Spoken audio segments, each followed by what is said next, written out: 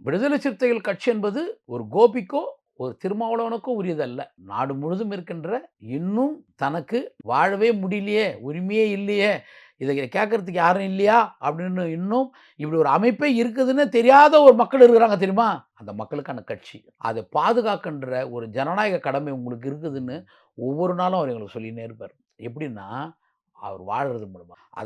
அவருடைய வாழ்க்கைய நாங்க அப்சர்வ் பண்றதன் மூலமாக நாங்க எந்த அளவுக்கு பயந்திருக்கிறோம்ன்றதெல்லாம் நெறைய பேருக்கு தெரியாது.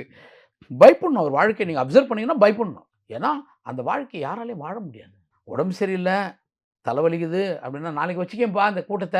தலை வலிக்குதுயா, இத விட்டு என்ன எப்படி எங்க வந்து நான் பேசுறது? டென்ஷனா இருக்குதுயா" அப்படின்னு ஒரு நாளும் சொன்னதில்ல.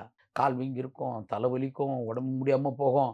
கூட்டம் வச்சுட்டாங்கன்னா, போய் நின்னு 2 மணி நேரம் பேசிட்டு, அங்கருந்து வரதுங்கிறதுக்கான தேவை என்ன இருக்குதுன்னா, அந்த கூட்டத்தில அந்த மக்களை நம்ம சந்திக்காத போது, அந்த இடம் வந்து வேற யாரும் அந்த ஃபேஸ ஃபில் பண்ணிடக்கூடாதுன்ற இடத்துல, அவர்கிட்ட இருக்கிற ஒரு மக்கள் கடமை இருக்குதுல்ல, அது இதுவரைக்கும் நான் எந்த லீடர்ஸ் கிட்டயும் பார்த்ததில்ல.